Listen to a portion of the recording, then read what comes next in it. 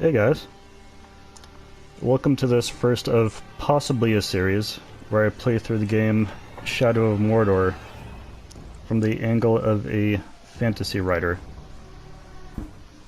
There are three objectives for this series.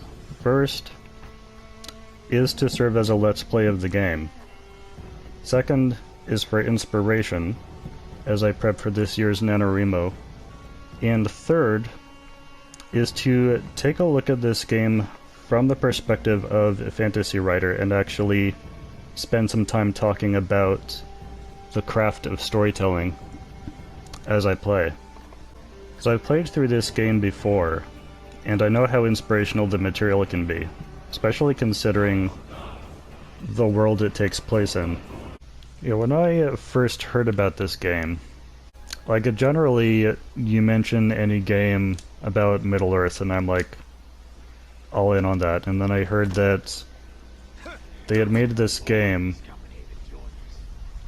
that takes place entirely in Mordor, and where 99% of the characters you interact with are orcs. And I was like, no thanks. I had gotten into the first round of revisions for one of my fantasy novels. I've got this character called Nash, who is half-orc. And as I was reading his scenes, I felt like something was missing, like I wasn't quite incorporating enough orc mentality into his personality. Thank you, Ranger. Yeah, when writing a character who is a child of two worlds, like Nash being half goblin,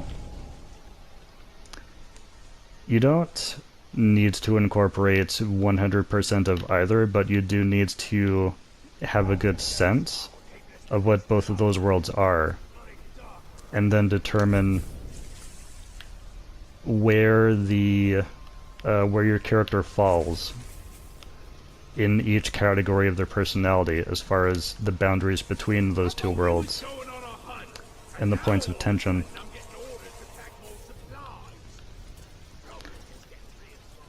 So I concluded that what I needed to do, because the other group that he is a group that I invented for that world. So I already knew that pretty well. But goblins as something that is public domain, there is a general consensus. It's not like a universally agreed upon version, but there is a general consensus as to what they're like. It is worth noting. Yeah, so when I concluded that I needed to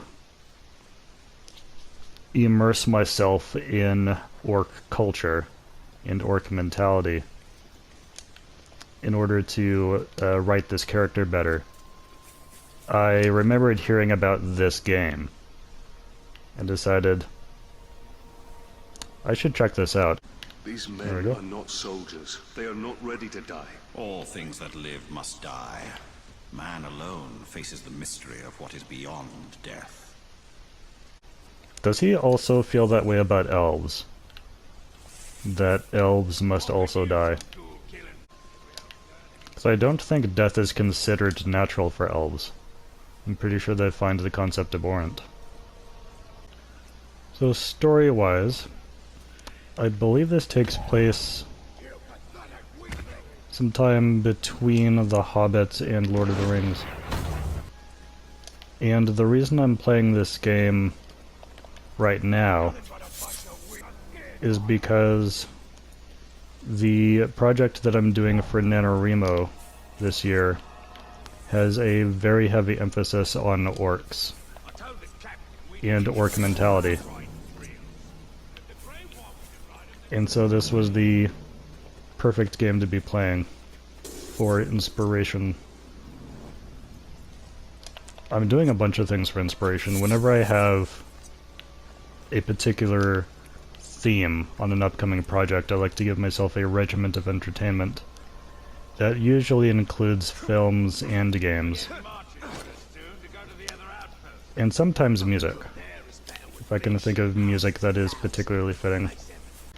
And since a big part of the inspiration I need for this project is orcs in general, I decided to basically go through all of the Middle-earth material that I have. So I started replaying this game recently because I just got through the Hobbit films. When I'm done this and the sequel, I'll get into Lord of the Rings, and then play Lord of the Rings Conquest. What sort of road it hides in the shadows, I wonder. Most. So something I'm noticing which is interesting for this character is that he's got, I think, his son's broken sword that he's using as a dagger. And it's a way of using something like Narsil. So this broken sword that he uses as a dagger is kind of serves as a way of making him more like Aragorn. And he's got a pretty Aragorn-like appearance to him as well. Although, in the films, Aragorn never used Narsil, like as a weapon. I don't think he uses it until it's reforged as Andoril. Yeah, one particular thing about Talion is I really like his design. He's Aragorn-ish, but different enough to be his own character. And as a character, he develops more over the course of the story. I also like the bow and arrow being spectral as opposed to physical. Because Talion doesn't seem that much like the archer type. So it makes sense for his general appearance to not have the bow. Plus, using ghost arrows means that you never have to run out. You don't have to have a massive quiver of physical arrows. You can just have however many arrows you need based on magic or something. But unfortunately, nobody told them that. We still only have like, what is that, 4 arrows in total? Not a whole lot. To say that you don't need to have a lot of space in order to have spectral arrows, it does feel like a bit of a missed opportunity for them to have the arrow count be so low.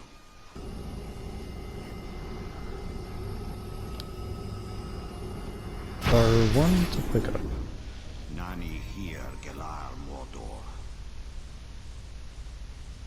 Well, that explained a lot.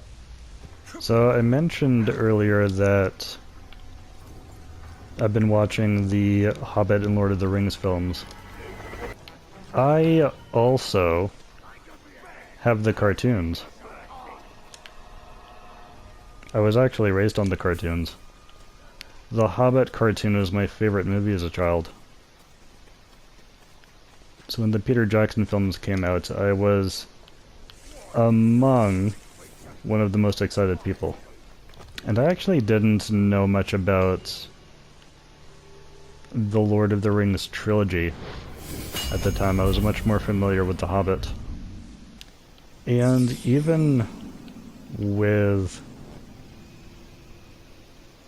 every awesome thing about the Peter Jackson films, there are certain things that I still appreciate the cartoons for.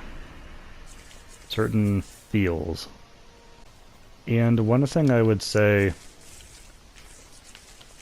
about the Return of the King cartoon in particular, in comparison to the Peter Jackson films, is that it did a much better job of communicating the idea of the One Ring as an antagonist all on its own, as opposed to just something that is a problem to have. Like, you can feel that the ring has a will of its own, as opposed to just being told. There is a sense that it has desire and intent, and is working its way towards that. And the struggle of Frodo is better communicated as well. In the Peter Jackson versions, the Peter Jackson version of Return of the King, you do get a sense that Frodo is burdened, but you don't get as much of a sense of what he's burdened with, and why it affects him the way that he does. And the turn is more dramatic in the cartoon, I felt. Because even when Samwise is holding it, there's this whole dramatic moment where he's thinking about just taking it for himself and what he would do with it. Yeah, as far as Samwise's struggle, you get very little sense of that in the Peter Jackson films. Just like a little bit of hesitation, and then he gives the ring back to Frodo. So not quite as much tension there. Crabby Ranger, smelly stinky Ranger. He hurts us. He steals from us like bargains is. Bargains is. I don't like the song. One of these specific things that I need inspiration for in my writing project is not so much the kind of improvisations that orcs do as far as making equipment out of the material that they find lying around, but the style with which they do it. I'm doing a story set in post-apocalyptic our world, but with orcs. So rather than gathering their materials from just things that they've killed, which is also something to do, they're also gathering their materials from the remains of mankind, the remains of our civilizations. So they're dealing with a lot more plastics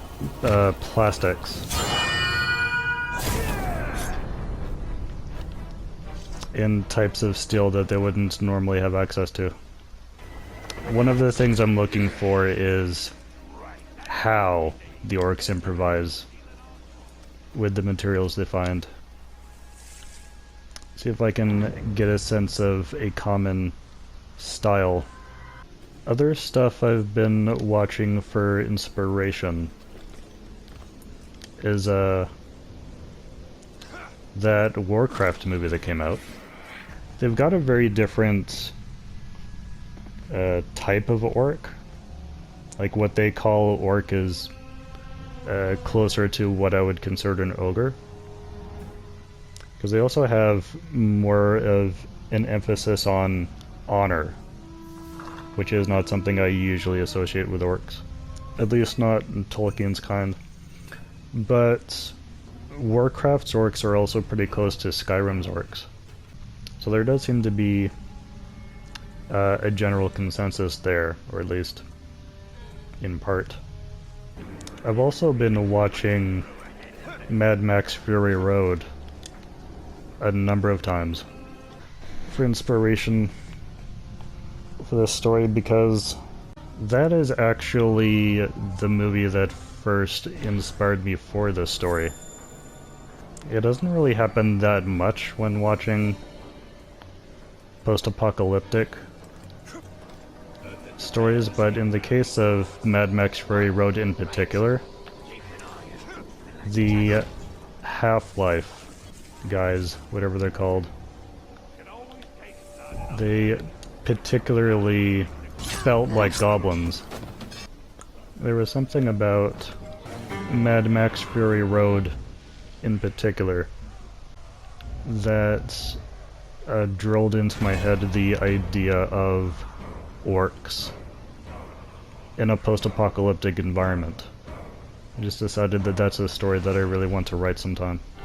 Since the story that I'm doing for NaNoWriMo is along a similar theme, I decided to set this story in the same universe as Vampires vs. Dragons, which is what I did for last year, which was also a post-apocalyptic scenario. So that worked out. I haven't done a shared universe story before, so this will be a new experience for me. Another series that I tends to go through pretty much anytime I need inspiration for a story with a heavy emphasis on weaponry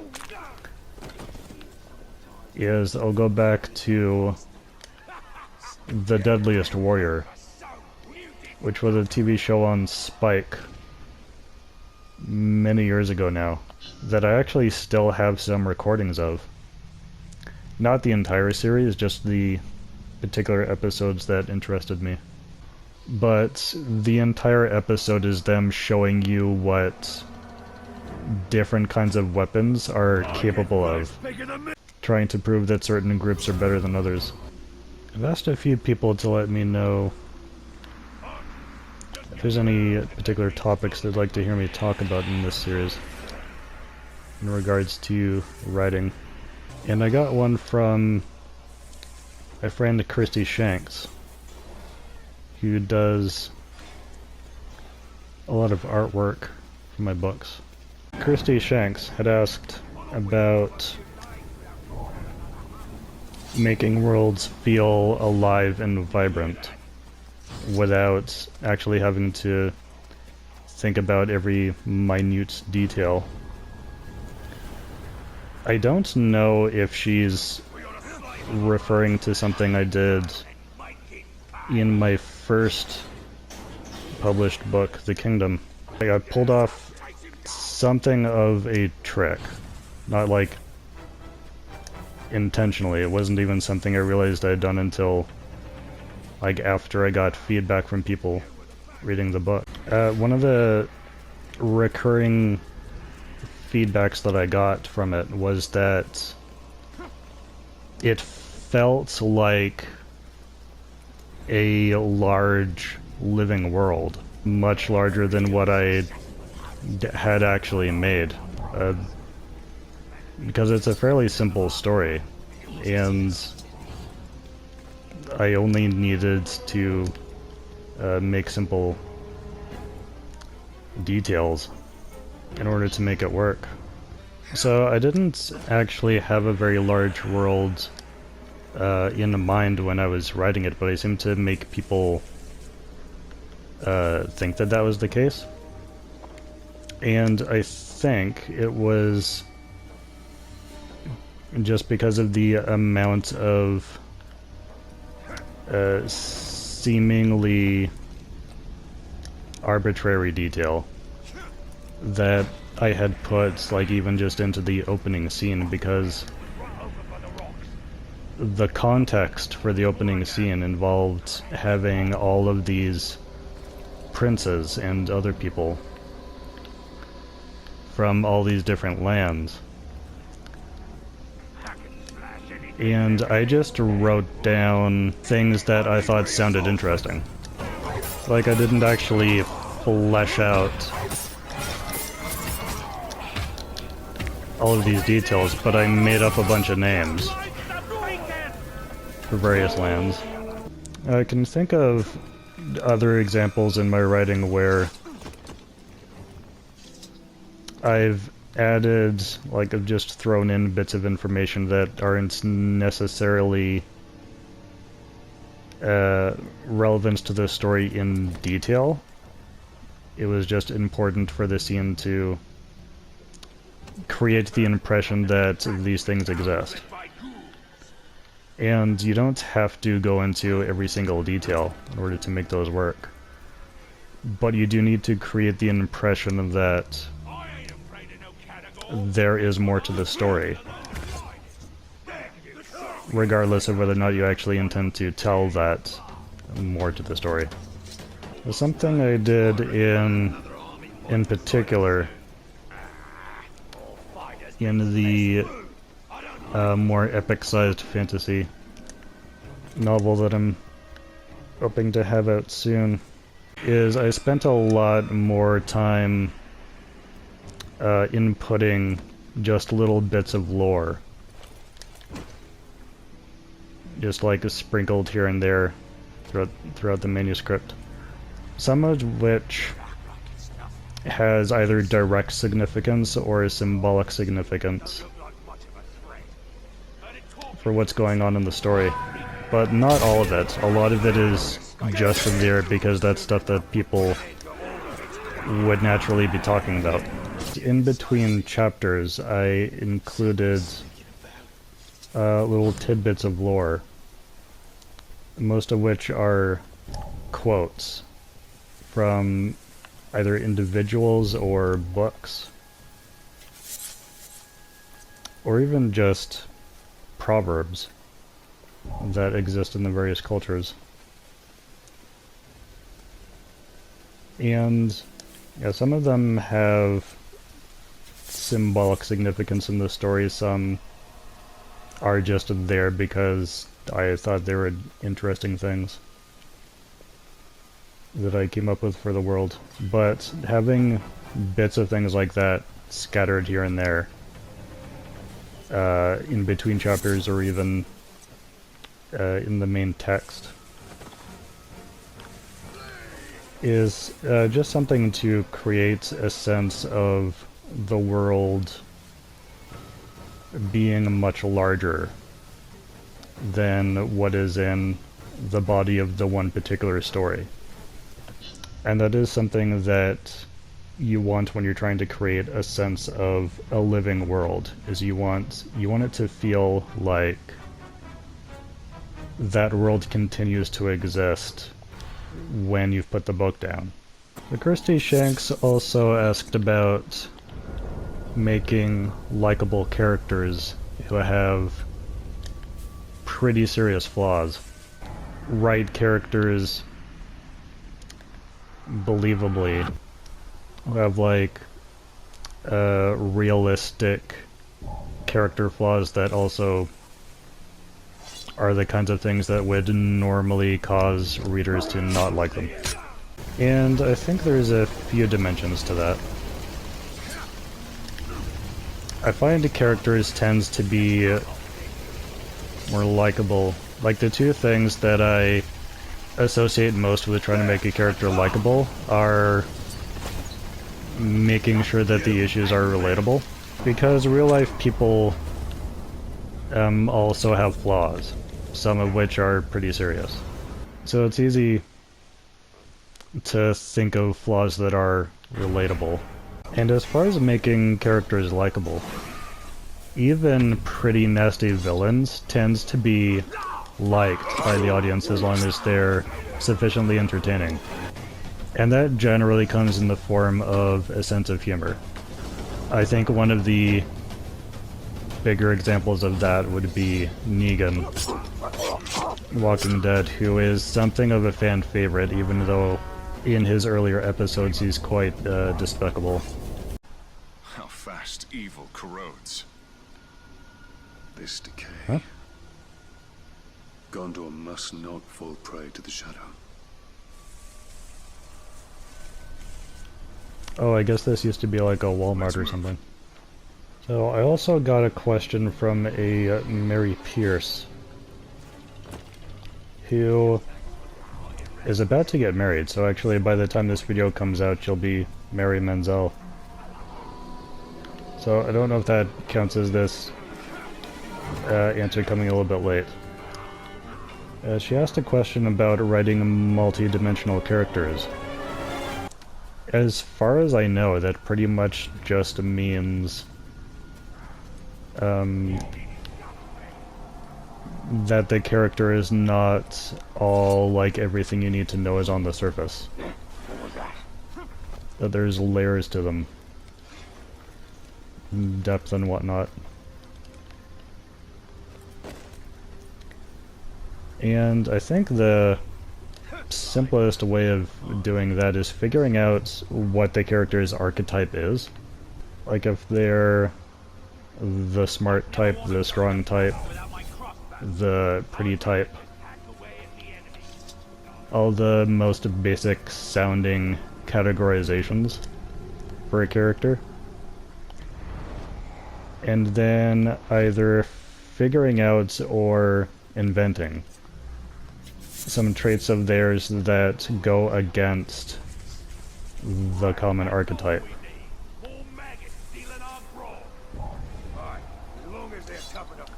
And then just making sure that you point out those traits over the course of the story. And I might actually be giving myself a bit of a head start when it comes to that approach to writing multi-dimensional characters, because of something that is a strategy that I apply to writing in general, not just characters, which is that whenever I'm trying to come up with ideas for something, I rarely just go with the first idea that comes to mind. I always wait until the second or third idea before deciding which to go with. Which is something that I do just as a way of trying to be less predictable. Because if anything is the first thing that comes to your mind, then odds are it'll be the first thing to come to your audience's mind as well. And so, even if it's little things like what type of weapon a character uses, or what kind of people they're attracted to, going with the second or third idea that comes to your mind on a fairly regular basis tends to have the result of your story having more variety and unpredictability than most.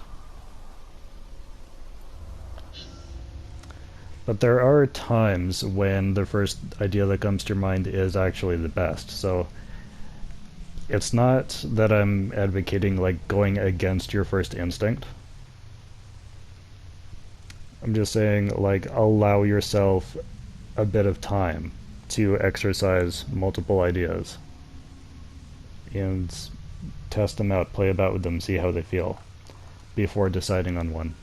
Because that will quite often automatically result in ideas that go against the common archetypes. When I wrote The Kingdom, one of the reasons why Ruth is a wyvern instead of a dragon was because a dragon was the first idea that came to mind, and therefore the most obvious. And I wanted to do something a bit different. The other bigger reason, though, was that